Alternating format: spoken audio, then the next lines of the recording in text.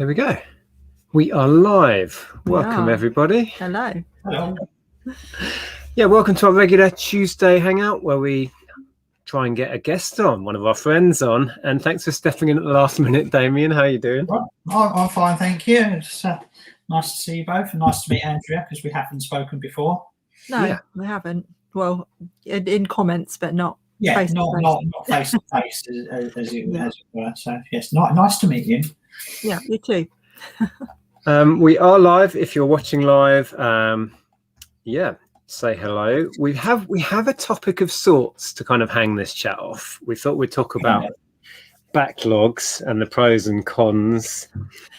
Is it a good thing? Is it not? Old chestnut. So I'd like to know your opinions if you're watching. Do you have a backlog? Are you pleased with it? Or is it a problem? Let's say a few hellos before we start.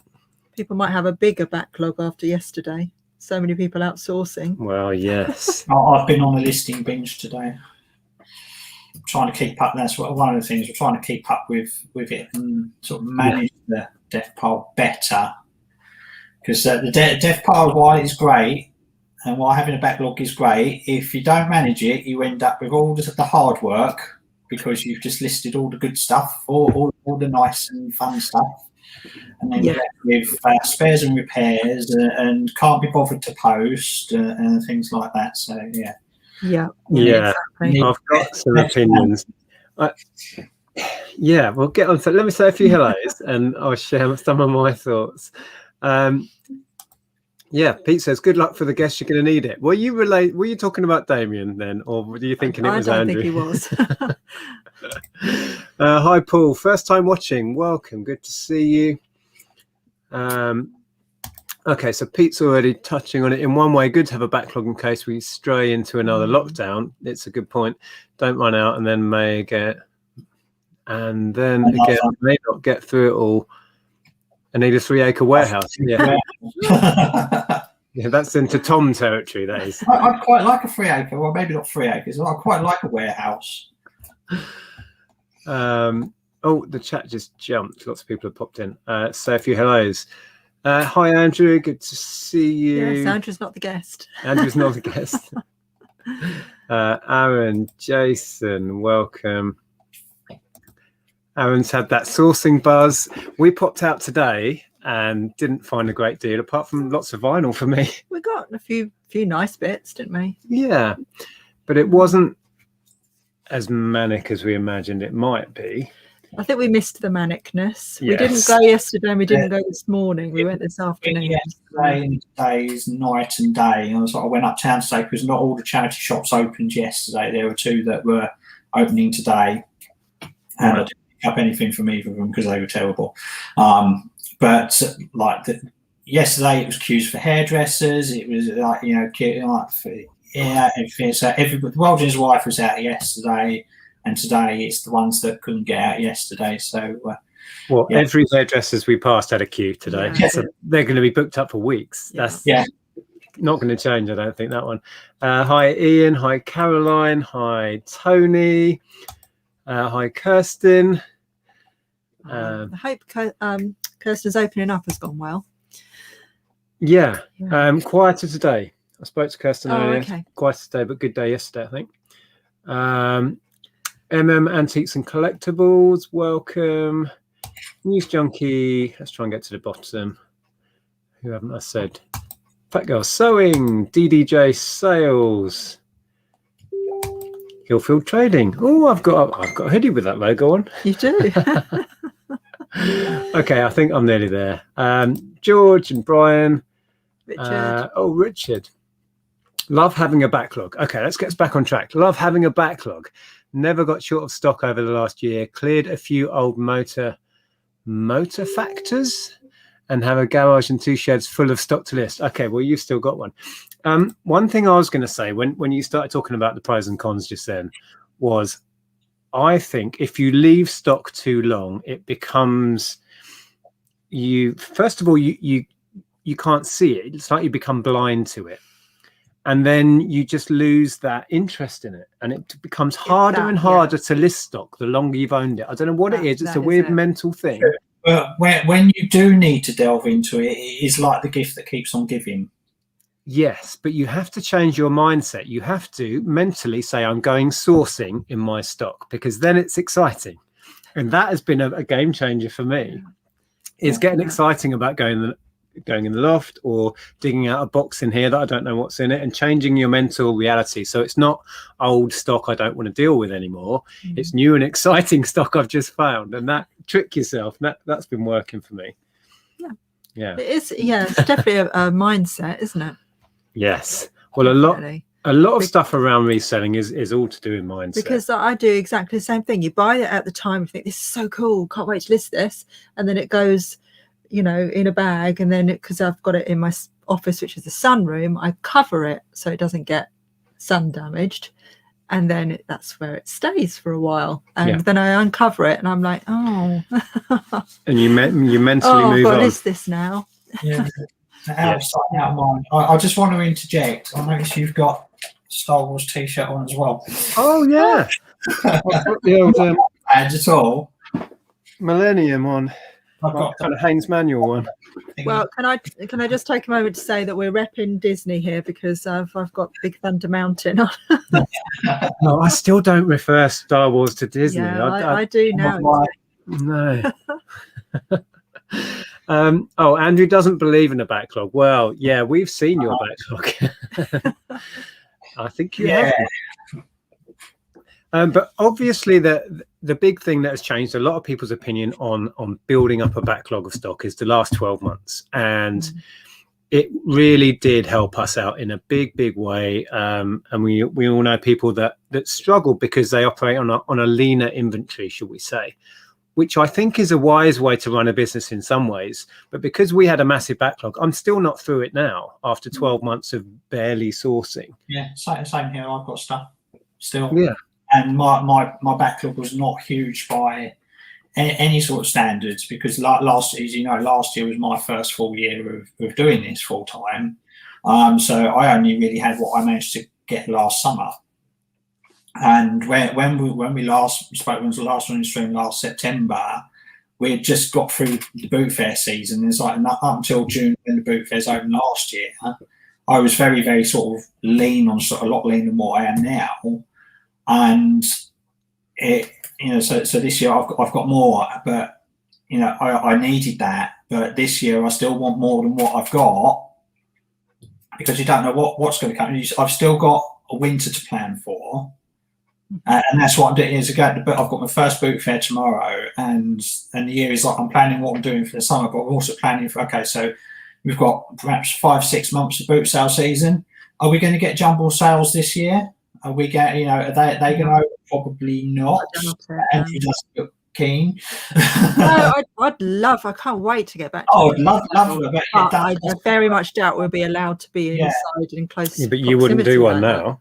I wouldn't do one right now. No, you don't want to do boot sales even. So that's not right now. Yeah. But I'm just saying, I don't think they'd do. Maybe later in the summer.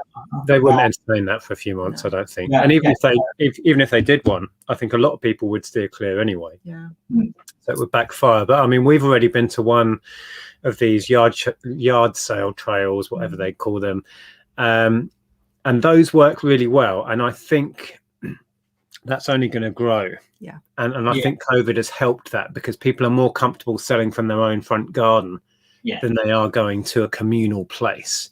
And as sourcers, we found that more, certainly with you and your sort of OCD stuff, you found definitely. that you can cope with that. Yeah, because there's so much more distance.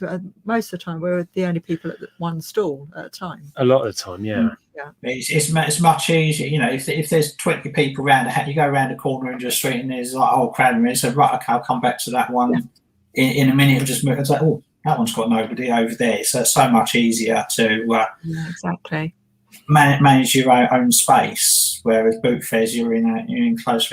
But these things are starting to be quite popular. I mean, like if it's any places or anywhere like my town, last year I'm in Ashford, and there's not a single boot fair in Ashford apart from like the market, which isn't really a boot fair as such.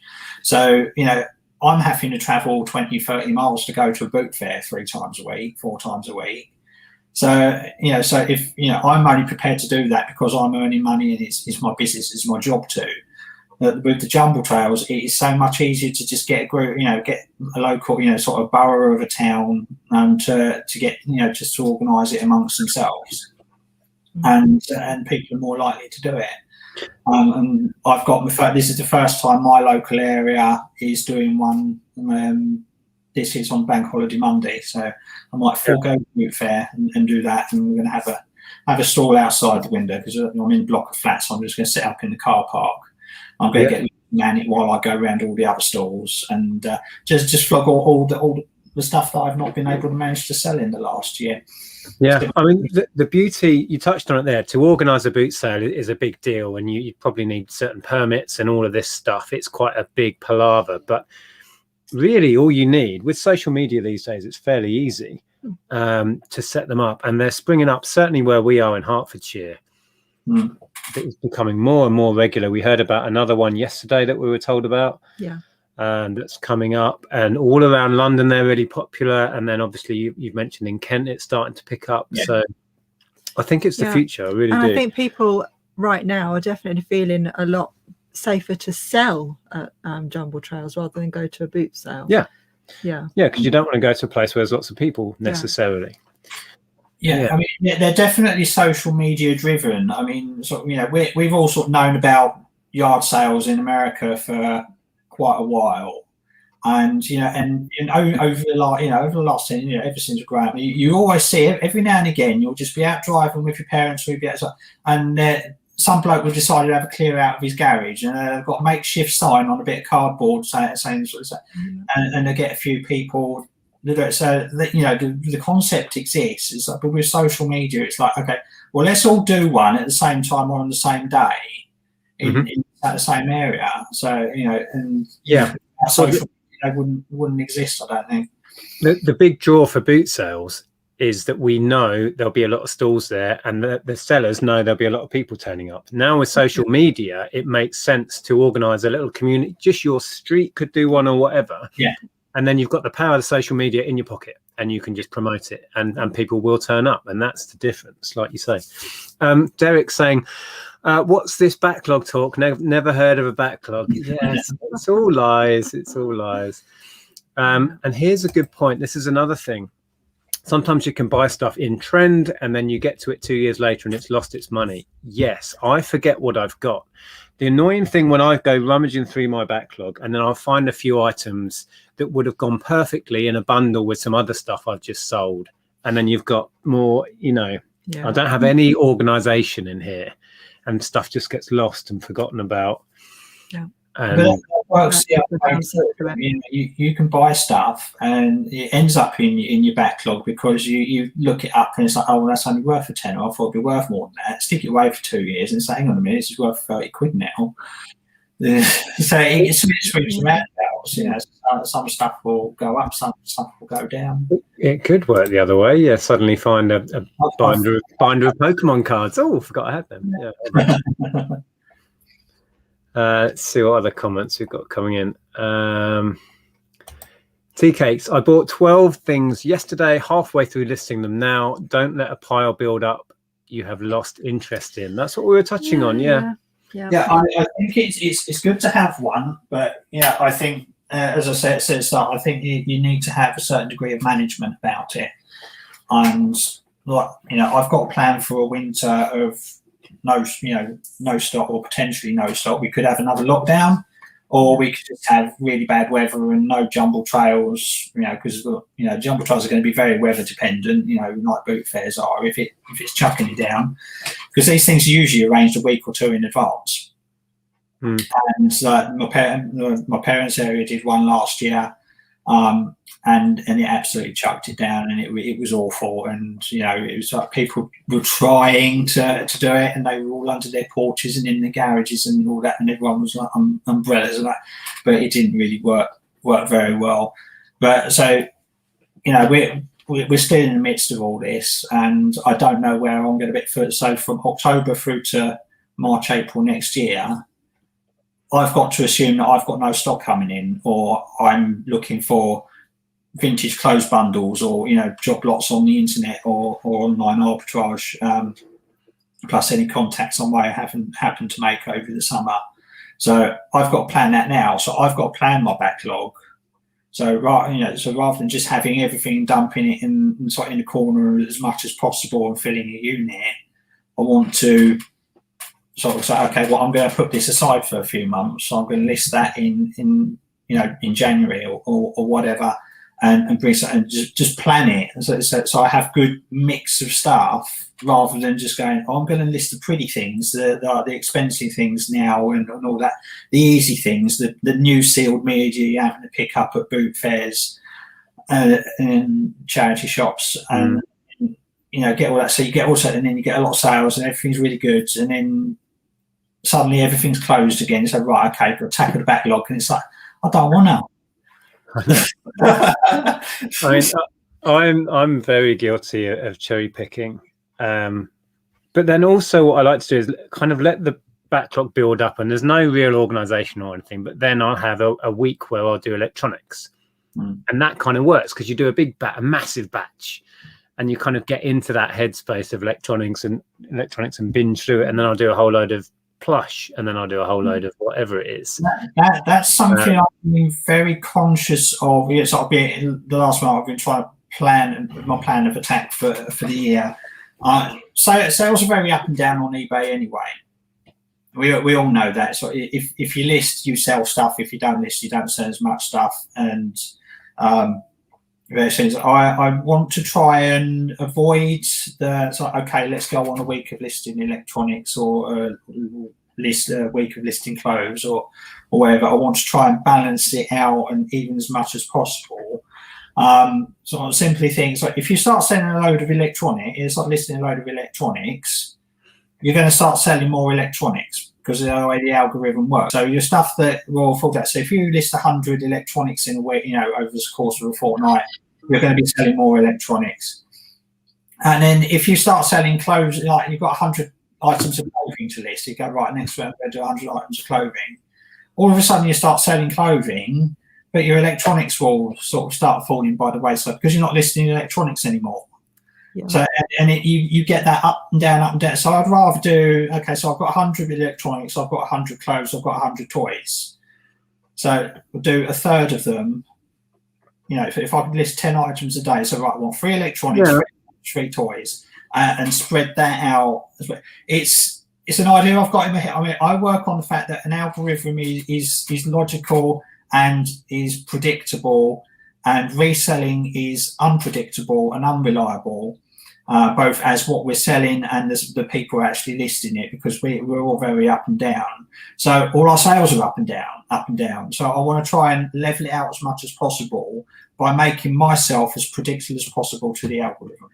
See, I'm not sure that the algorithm, if you list a load of electronics, I think, because I just did list a bunch of electronics, not masses, and we sold like 4 or 5 electronic items in 24 hours. But that's just because I'd listed them. Yeah, I don't think that's anything to do with the algorithm, and it kind of then pushes our store in that direction. I think it's just fresh stock sells, no matter what you're selling. No, I do. If you list it, think sells. The algorithm works that way because certainly, I can list a load of clothes and whatever, and then suddenly older clothes start selling, whereas they've just stuck there for ages. But is that because people are looking at your new stuff and then going, have a look at the shop?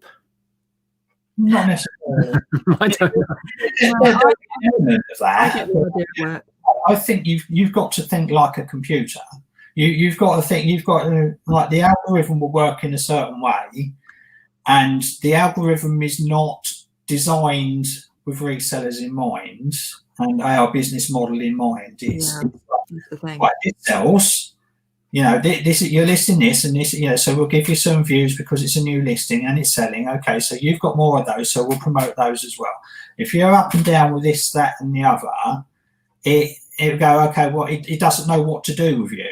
It's like a computer can only do so much. So if I'm trying, it's an experiment for the summer, and as I go through, to say it's just a theory of mine, sort of like, okay, I need to even it out as much as possible. if I've got 100 of this and 100 of that, rather than listing all that in one go and then all that in one go, sort of like blend it together and try and even out and see whether it makes any difference. And it'll be a long-term sort of experiment. It'll take months to work it out. But there's so many different opinions on what works and what doesn't. Yeah. It's like the ending and relisting. Something I've noticed recently, because I haven't photographed anything for a while, so I haven't actually made anything live, but I do have about 50 drafts I need to make live this week and photograph stuff. But I noticed that even when I'm drafting stuff, like if I'm drafting clothes start selling, or if I'm drafting bric-a-brac, that starts selling. I think you mentally notice it because that's what you... I think I'm pretty sure it does. Pretty sure it does. But I thought it was interesting that I was only drafting, hadn't made it live, and yet it was triggering sales in those areas. It makes any difference for me. I've been listing like a good one for the last week, and sales are still rubbish. But I'm trying to list through it. It's going to be quiet at the moment anyway, because we've been spoiled as online sellers. We've been spoiled over the last year, where there haven't been shops. So it's going to be, my sales are crap this summer compared to last year because shops are open, so people want to go out. I mean, it should even out over the next couple of months as people get you back into some sort of sense of normality. But there's going to be. Sales aren't good at the moment, and but the only way to get it is to list for it. So I'm listening for it and just ignoring what I'm. So I've told nothing so far. Well, we can do, isn't it? Well, there's bound to be a dip now because everyone is focused on, we can go out shopping, we can go and see our family, we can go to the pub. They're not buying knickknacks on the internet as much. And we've all seen that, summer holidays, things slump, or certain genres of stuff slump. So that is quite predictable. And I think it will take a while to come back up. Yeah. Just quickly, Skilt there says, hi, Damien, great to see you vlogging again. That's lovely. Yesterday. So.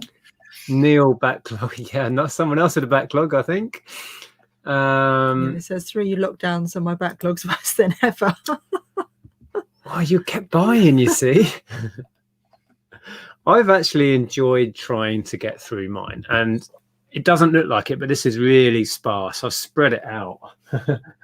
I'm going to keep ploughing on and try and get it as thin as possible, I think. Well, we were mindful of that when we were outsourcing today, that we didn't want to just buy anything, that we were only buying things that, were a sure thing. I could have bought more. I'm still in the list it and get rid of it mode, and also because we are still planning a move, so I'm very conscious. I don't want to build up a load of stuff to then potentially move it.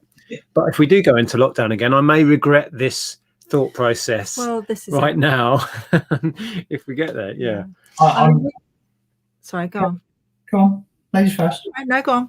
What have you got? I'm inclined to not think that we will end up with another lockdown. I'm less sort of confident we will. I mean, because at the end of last year, it's like, another lockdown's coming. But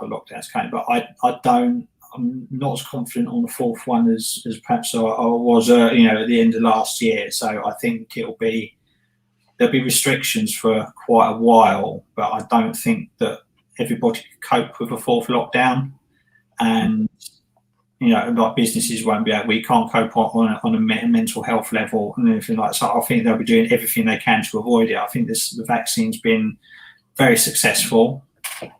So I think we'll be all right, and so there'll just be a tightening. There'll be restrictions in place, but I think stocks will stay open this December. Could be wrong, but it only takes a new variant or something like that to it'll be a curveball like that will send us into a fourth lockdown. It'll all be led by the numbers, and it could be really, so it'll be fact driven, hopefully. Where the cases go up. But like you, I think they're going to try and avoid it at all costs if they can. But if it's needed. But we never saw this coming. I mean, nobody ever saw this coming.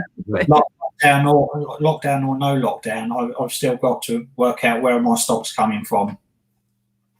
From October onwards. Tom says there, if you could focus on one item or genre of items to resell, what would it be? And that's an interesting one, because I think we are very similar in what we pick up a bit of everything and we kind of dip into all kind of genres. So, which I think makes it a lot easier to build up a massive backlog. If you are a specialist in postcards, for example, and that's all you buy, that's very manageable. Even when I just did Lego, it was manageable in that I knew what I was dealing with, and I had to be very organized with it, and it was always under control to an extent, even though I was buying it by the van load. What we do is very opportunist, and we will buy pretty much anything. So we do, and it's hard to manage. I think that's a fundamental thing, that it is difficult to manage opportunist buying, which is what we do. Yeah, I agree. You see something on a store and you go, that's that I can sell that for more than what you're selling it for. Let me try. Well, exactly. Yeah, it's just many little opportunities. Yeah. But regarding the question, if you could focus on one item or genre, what would it be? You see, it would probably be video games or music for me. But with music, it's hard to make money on consistently these days. Vinyl is a lot better these days, and video games are getting hard to find because everyone's looking for them. So that's the problem. That's why being a generalist kind of works, because there's always something you can grab in most places where you look. Have you thought about specializing? I do like my little black boxes, like gadgets and things like that. Anything that's small, what it beeps and makes noises, and comes in a little black box. That usually does me, whether it's the old stuff or modern stuff. Yeah, I can fix a certain amount of things, and I always enjoy selling that. But that stuff's always around. Yeah, it does well. I mean, I only last week I made that video about I've grabbed some electronics I just randomly found, and both the radios have gone. 2 out of 3 DVD players have gone. The video went instantly, and most of that has sat on the shelf for at least a year, if not 2. It's crazy, but yeah, electronics. Yeah, we always sell things instantly that have been sat around for ages. Yeah. And all the stuff that we pick out and choose to list ourselves first sits there for months and months. And that's true. And it's something you're forced to list, and it's like, yeah, okay, ka-ching, that's been sold. Yeah, it's like, oh, this will never sell. Oh, go on then, snap, this gone. What? It doesn't make sense. I highlighted this that Derek said, because I think this is really important. I think if you are full-time, a backlog is essential. It saved me through lockdowns, and it's helped to have enough to cover you a few weeks at boot sales if it's rained off, etc. And that's how we've always operated. We've always operated to cover ourselves for the winter at least. Yeah. Which is why we buy so much in the summer, and when the season is here, and then it can cover us, and we don't need to worry too much through the winter. So that's really helped us with the lockdowns. Absolutely. But you get very good at just stuffing things on a shelf and instantly forgetting about them. It just becomes habit, doesn't it? Well, yeah. We've both got offices full of bags we haven't looked in for like a year. It's crazy, really. That's what I want to make a conscious effort to avoid, is just dumping and saying, right, okay, so being more organised and selecting and choosing what I'm leaving behind for later, rather than it happening by default because I've picked out other stuff. And I think I have more success that way, and I will have an easier time of it in the winter that way, because I'm listing stuff that I'm enjoying listing in the summer. It's like, okay, well, I will leave that till later in the year. And so it's like, okay, well, I've got 6 of these things that are all similar. I will list 3 now, and I will put 3 aside. We didn't ask you. What would you, if you could just list one genre? I just love anything vintage. But see, that's very generalist as well, because that's kind of anything that's vintage. Covers all sorts. So I don't know. I'd find that really hard. And I think the thing with both of us is we just get bored if we list the same thing all the time or source the same thing all the time. Yeah.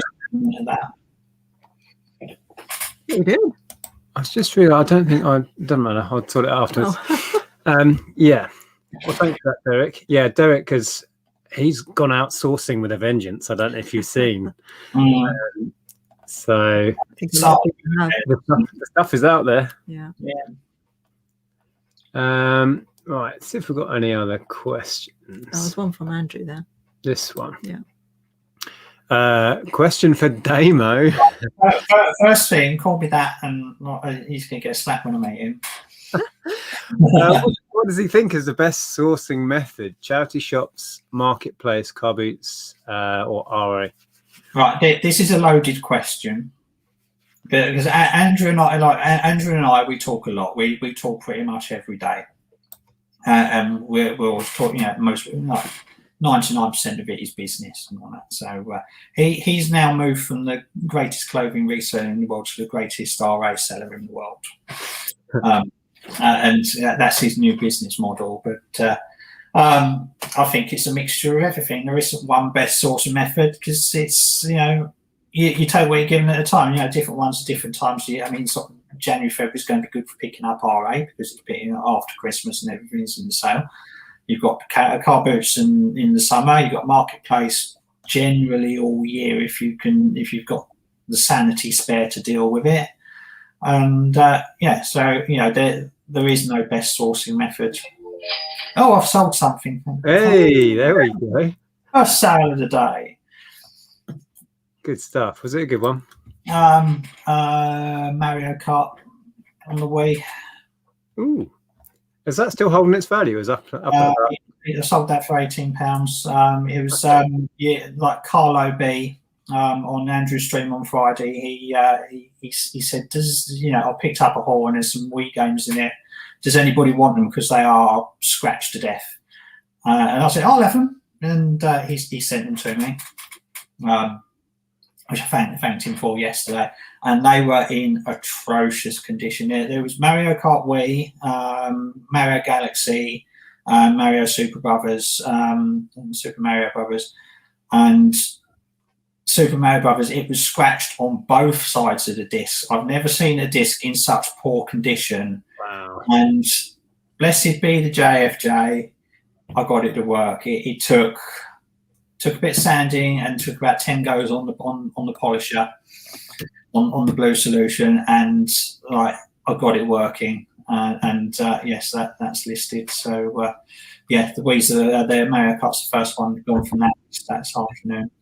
Good stuff. I think I've got one disc only actually that I need to list, but I think I sold at the beginning of lockdown. I got 50 for a big box Mario Kart on the Wii with the wheel. Yeah, they're still going for good money if you've got the wheels with it. I haven't seen gaming prices come down as quickly as I was expecting them to. Is that obviously they've come down a little bit, but you're still getting really good. I'm still getting £60 for a PlayStation bundle with nothing special in it, and and things like Mario Kart still going for 20, 30. Like Mario's Wii Sports Resort is still going for 15 to 20. So there's still some good strong money in them. Yeah, it's been interesting to see how that's come up and down with the lockdowns. You've highlighted the comment there. Do you want me to read that one? Yeah.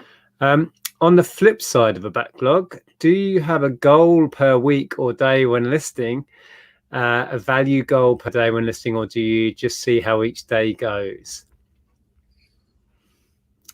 Yes. Yeah, go on then. So have you heard of Daily Refinement, Chris over in America? Yes, I know who Chris is, yes. I've been watching a few of his videos, and I'm just like coming around to his way of thinking. Obviously, it's a different story, different scale of things over there, but it is about the consistency. So I am being very mindful of if I want to sell £100 worth of stock a day, I need to give eBay £100 worth of stock today. Regardless of what my current store value is, we all know, and we've all worked out by now, you stop listing, you stop selling. As general, so you need to keep feeding eBay. So it's like, regardless of what the size of the store, if I want to sell X amount of stock a day, I need to list X amount of stock a day and maintain it. Mm-hmm. And obviously, so that's what it is try and. This all goes back to my theory of like keeping the algorithm as level as possible. Try and list a similar pound value of stock per day, and a similar number of items a day. So rather than listing 5 items that are £50 each, on Monday for 250 quid, and then 5 items for a fiver on Tuesday for 25 quid. It's like 10 items, mix it up. It's 2.5 of the big ones and 2.5 of the small one, and just even it. Just it is like that's what I'm doing. Is I am trying to even things out as much as possible. Spread it out. Spread out the cost. Spread out the number of items so that I'm listing an average of 10 a day at an average sell-through rate of £25 or whatever for £250 worth of stock out going on a day, in the expectation that once I've been doing that for a month or two, I will get quite a nice level of £250 days as a number, just as as an example number. So it's really it's like think like an algorithm, act like the algorithm will treat you well, and just be as bland and balanced as possible. I've never had an analytical brain to do with reselling and that side of it at all. It was interesting when we had Leon a couple of weeks back. He is also very analytical and very delving into his numbers and really planning what he's doing and all of that. And I find it fascinating, but I just can't. That's just not how my mind works when it comes to reselling. Funnily enough, I am quite analytical about YouTube. I don't know what the difference is, but I see them as two very different things. And I'm very analytical about certain things to do with YouTube and trying to get the most out of that. And I see that as kind of like a big challenge. But with reselling, I just see, going back to the original question, see what the day brings, see what I feel like. And I know it's not productive. I know it's not particularly helpful, but that's my approach to it. Always has been. It's the nature of the beast, sort of like we are that mindset where it's like, okay, well, I'm going to get up at 10 today, but I'll still be working at 2 o'clock in the morning, or, and sort of like, oh, I feel like listing this today, or I'm sick of that, I'm not listing that anymore, and going 2 days without listing because other stuff crops up. It's like, how can you expect, a steady stream of income if you're not doing a steady stream of work? And it's like, I mean, the last thing we want is for it to be, we left our jobs for a reason. We don't want to be sitting and doing the same stuff day in, day out and sort of being monotonous. So, it's making it enjoyable, but also being as predictable for you, for eBay as possible. Yeah. I mean, it is finding that balance between just ending up working for eBay.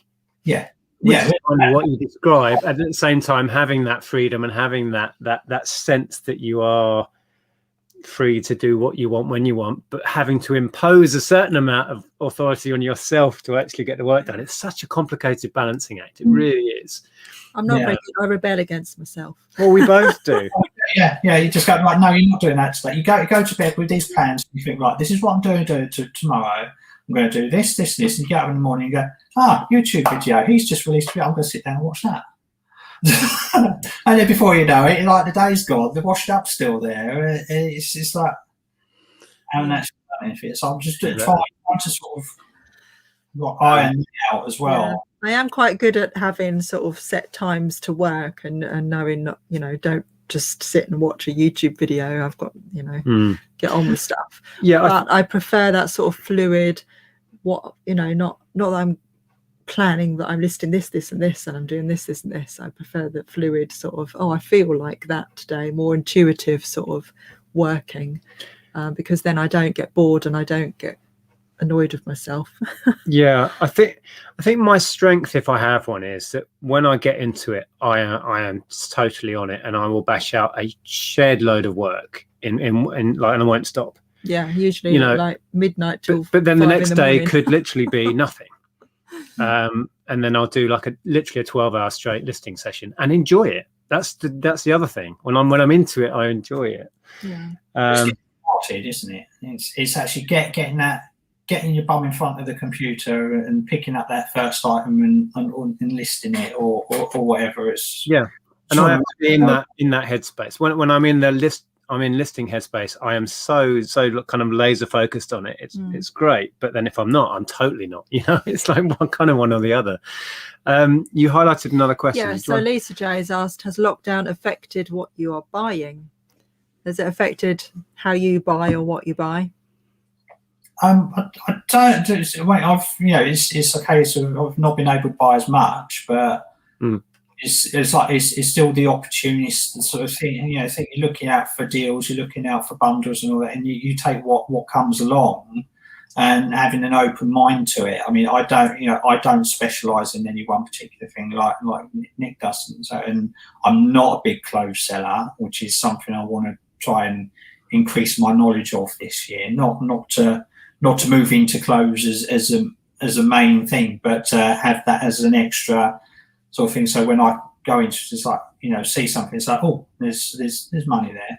So I don't think it's really affected what I'm buying. It's affected how much I'm buying, because there hasn't been as much around. Yeah. Similar for us, I guess. We haven't bought anywhere near the volume because we didn't have the opportunity to. But when in between the lockdowns, when we went to a few yard sale trails that we did last year, we were picking up all of the same stuff, pretty much, wasn't it? Yeah. Whatever we could get our hands on. We didn't look at it a different way because we were in lockdown. We weren't going mad sourcing, but we weren't leaving stuff behind either. What's that? Laughing at Kim's. I guess this is from this specialist question. So maybe that's my thing, Jugs and things. I would specialize in jugs. I would actually, if I could get enough jugs, I'll specialize in jugs. You can quote me on that. I spotted a nice glass thing today. What was that? What's that brand again? Oh, the Archipel. Yeah, and I missed that completely. Lovely. Yeah, it was very nice. What's that about a t-shirt? Rachel says, good evening. I've got a vintage metal band t-shirt that sells for £350 on eBay. No, on Etsy. I don't know why I said eBay. Have you sold clothing on there? If so, would you say it's worth using? I would say yes, I have sold clothing on there, and I would say yes, definitely Etsy is worth using. Yes. An interesting point about that is, has it sold? Because can you look up sold on Etsy? You can't look up sold on Etsy, unfortunately. Whether it's going to sell for that is a big unknown question. As we all know about people listing things on eBay and people quoting prices from eBay of things that haven't sold. But I would recommend Etsy for any vintage clothing. Yeah, I'd recommend selling on there. I don't have an Etsy account. It's back in my mind. I'm going to go another drink. You're going to go get another drink. Very dusty in here. Back in a sec.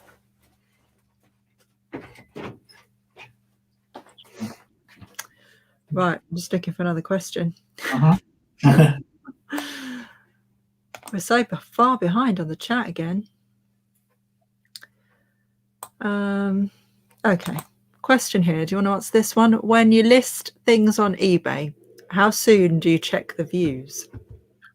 I am very guilty of living on the app. I do what he does. I'll take the photos on the phone and then upload it and then finish the draft on the thing. But I will look at the listings on the app and see them. I don't pay too much attention to how many views there are. I check that the listing is there and it started getting views. But I'm really not obsessed with view numbers because I wouldn't know how to use that metric because I don't sell, because everything's different. I sell one thing one week and something another week. Something will sell after 2 views. I've had that happen. I've had first to look at it buys it, and I've had stuff that's got 2,000 views and 50 watchers, and it's still there. And so you're justified. So views is really not a metric I'm interested in per se. Yeah, I'd have to agree. I don't focus on the views of a listing. Do you ever look at that particularly? Never. No.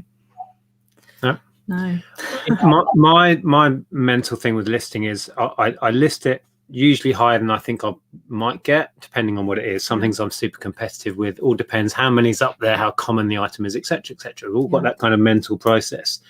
And then over time, I would just reduce it. I never look how many views it's got, how many watches it's got. I find it very irrelevant, really, to I mean, when most things.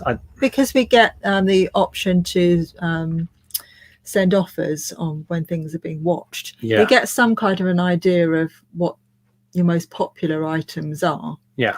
But other than that, I don't look at views. Yeah. And sometimes I think if an item builds up a lot of watches and has had a lot of views and it hasn't sold, you're probably too high.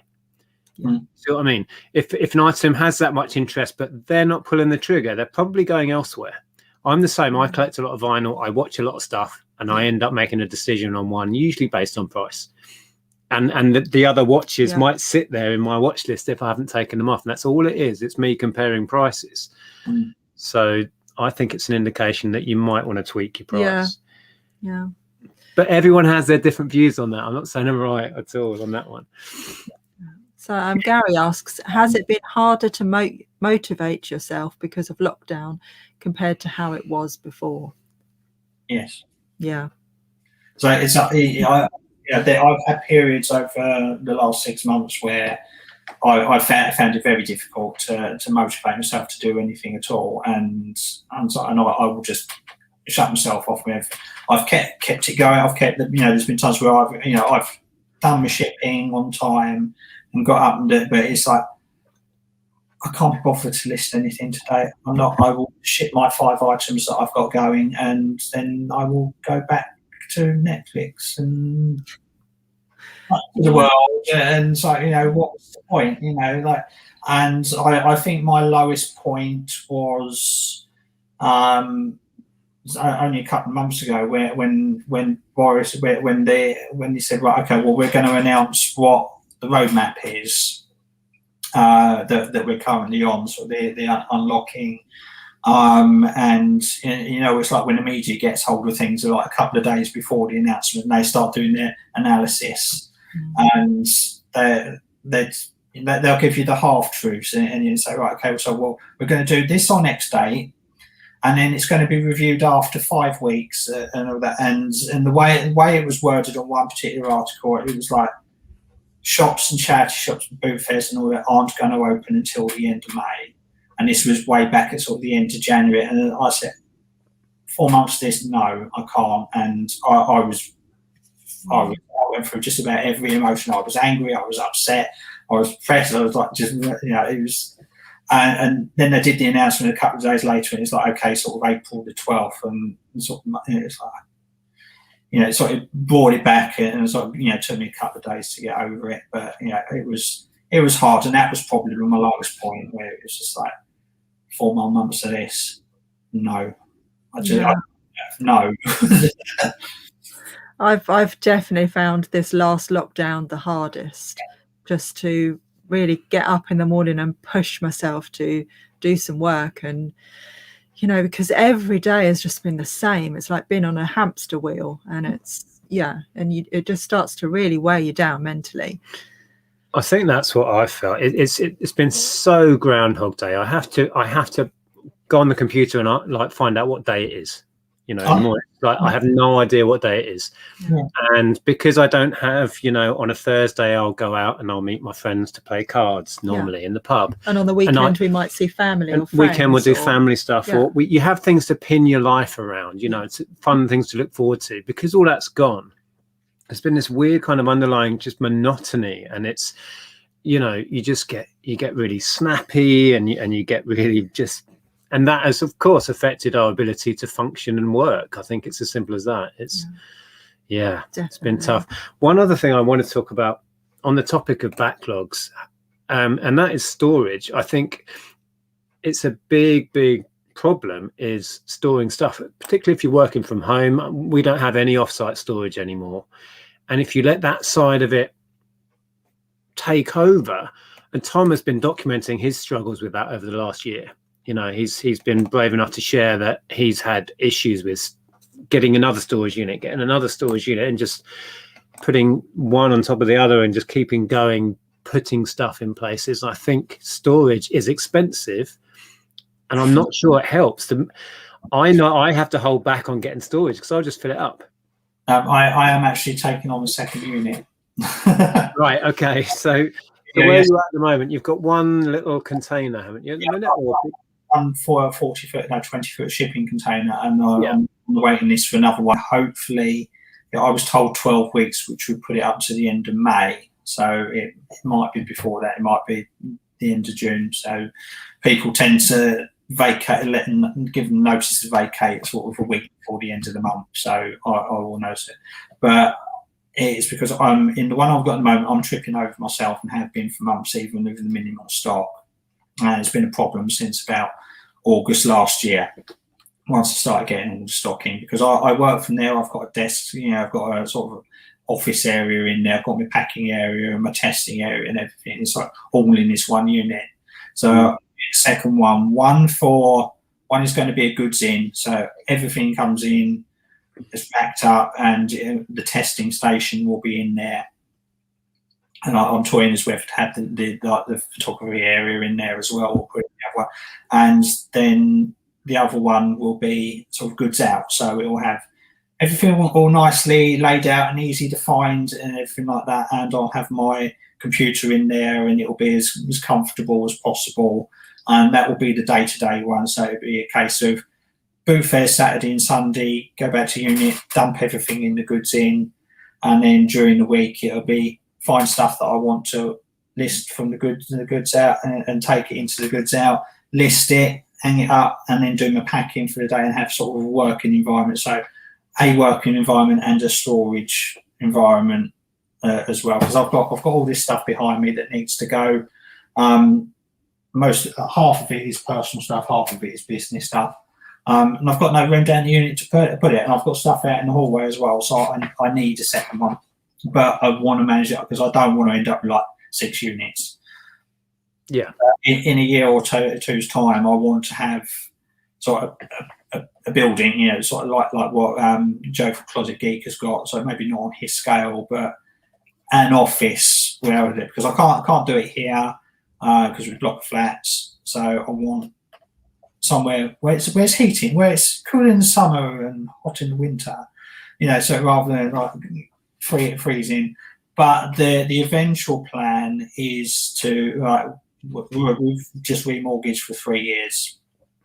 Is at the end of that 3 years is to get a sort of forever home kind of thing, and to have basically what you've got, have a sort of an annex on the side or wherever, so that I can have everything big enough in one place to fit like that. So it's a 3 or 4 year plan. So, but at the moment I need storage, and I'm rambling again.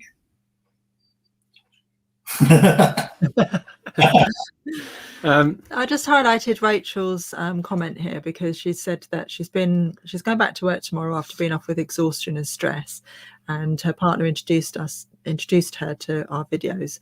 Now she's inspired to start reselling, and I would say, cool. Yeah, go for it. And there was a comment below, I think, about whether eBay or Etsy are better. I list on both. I tend to cross list, but I do find that Etsy is better for vintage and that kind of thing. But yeah, just go for it. Do it as a sideline, as a hobby thing, while you're figuring it out. And I just very quickly wanted to reply to Leanne and say, yes, thank you. It was a nice afternoon. The sun shone and my mum had a nice day. Good. Okay. Well, we will try and keep this to the hour, and we'll hand over to Lainey, who has Heather on. Yes, I'm looking forward to seeing that. At 6:30. That's the channel is Big Girls Really Do Cry. So I've got about 5 minutes. So I'm going to skip to the balance, end because we're so far behind. I guess you'd say that you were a fan of having a managed backlog. Would that be fair? That's the plan going forward.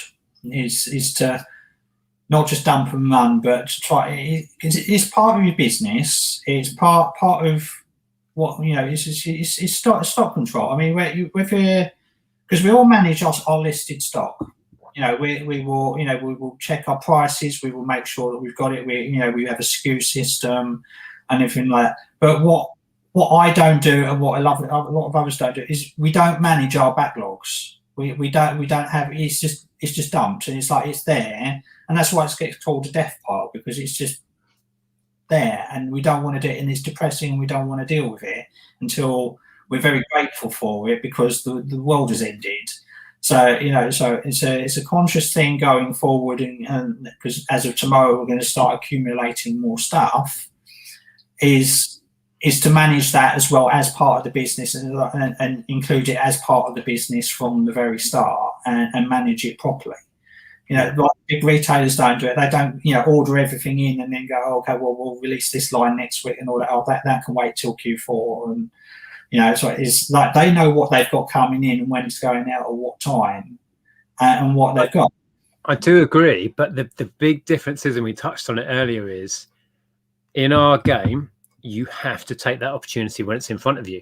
Oh, okay. And that may mean you instantly have a backlog. If you operate like we do, most of the time we're buying in dribs and drabs, and it is manageable. Yeah.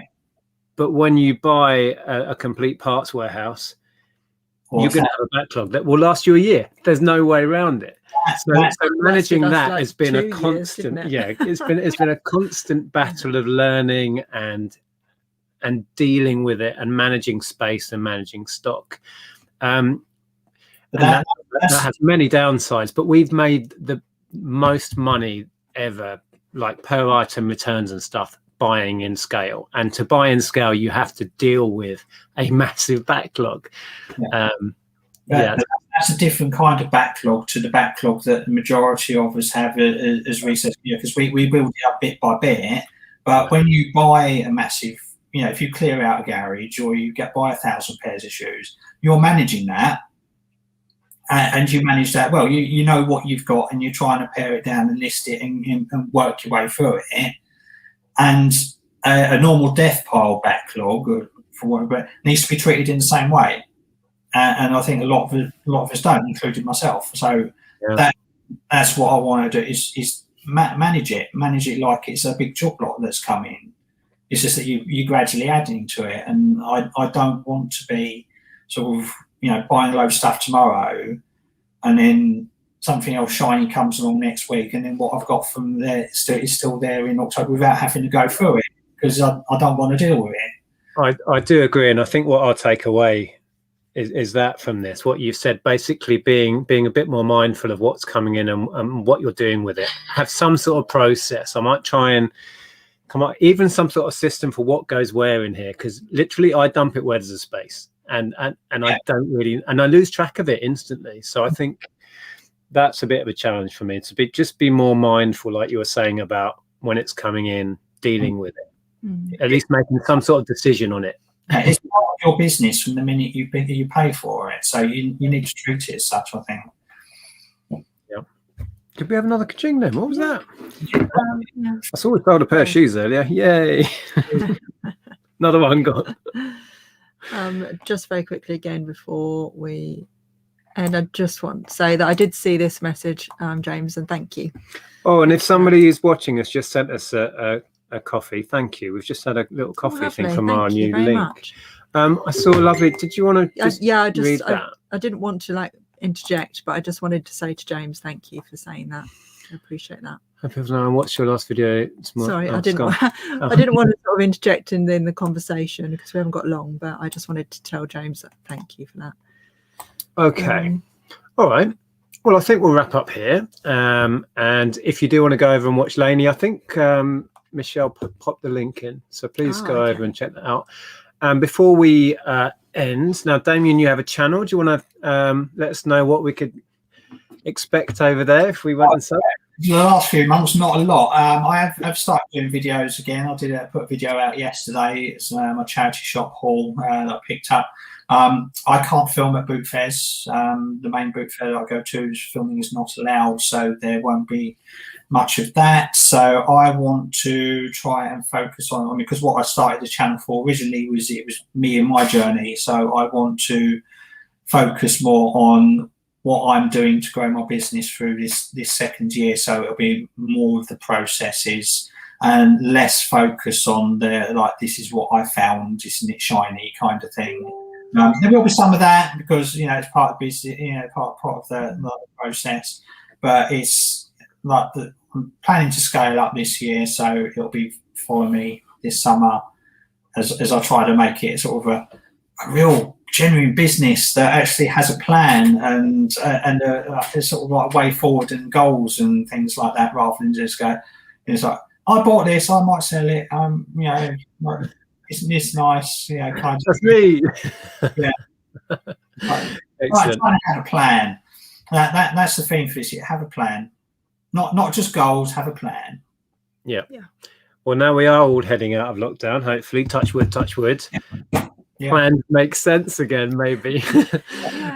It feels nicer, doesn't it? Because that whole conversation about motivation, you feel a bit more motivated when you feel. Yeah, I felt to look to. Yesterday. Yeah. Well, it was so hard to literally think about plans, let alone put them into place, when you don't know what your future is, because the government was controlling what we could do, and now we're starting to see a way out of it. We can think about plans. So please use the link below and go and sub to Damien. We'll be back again next week. I might arrange a guest sooner than a few hours before we go live. I bet you don't. I bet I don't. Thank you, everyone who joined us. I hope we touched on some of your questions. Thanks for those. And thanks for being here, Damien. Appreciate it. Carry on. Right. Take care. Okay. We'll go and see you over on Laney's channel. Yeah. Ciao. Bye, everyone.